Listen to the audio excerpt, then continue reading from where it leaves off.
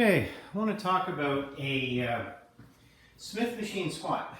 So let's quickly review proper form for a squat. Body weight, feet are shoulder width apart, toes are pointed out 10 or 15 degrees.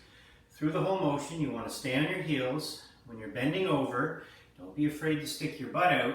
And remember, your knees and your hips should be bending at the same time as you go down and should be straightening at the same time as you come up. You don't want one to bend first and then the other bends, or you bend over at the waist and then you bend your knees, okay? Think about gripping the ground with your feet. Really grab tight, engage those muscles, okay? Tighten the core.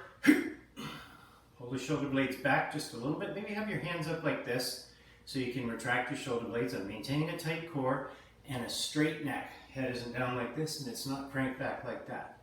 I'm going to breathe in as I go down, out as I come up. In, out.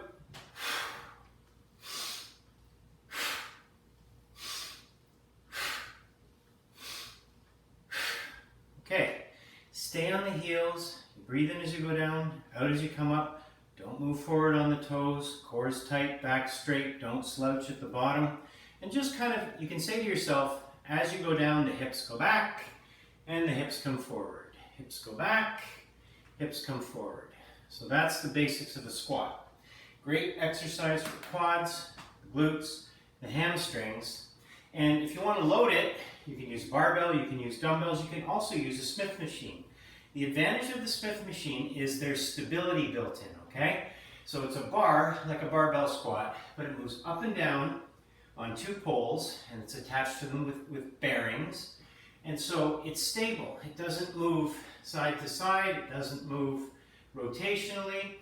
So you have more stability. You can also position your feet differently. You can move your feet forwards if you want to make it more like a hack squat and work more quads. Or you can do it just like a regular squat with your feet right underneath the bar.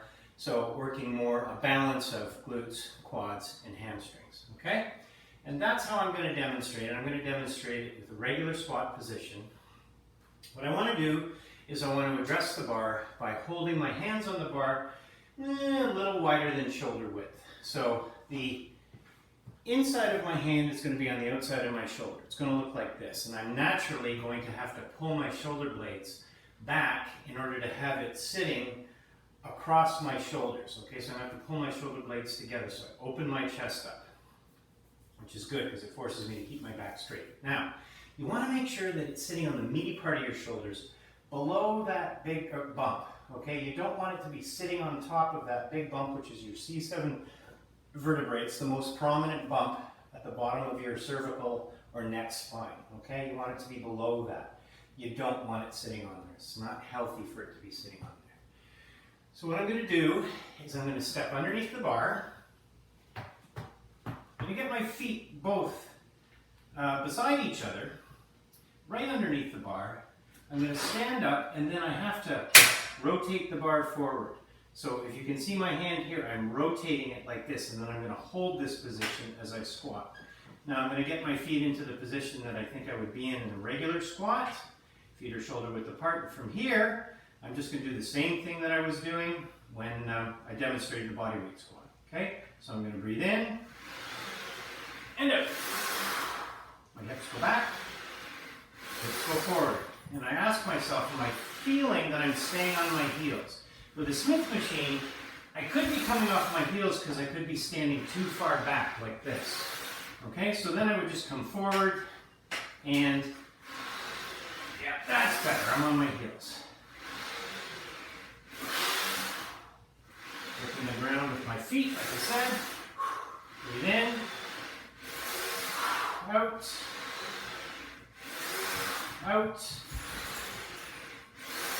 out,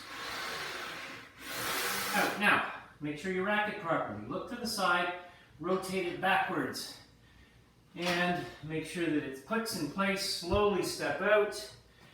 So again, when I unrack it, I have to rotate it forwards and keep it rotated forwards. When I rack it, I rotate it back to re-rack it, okay?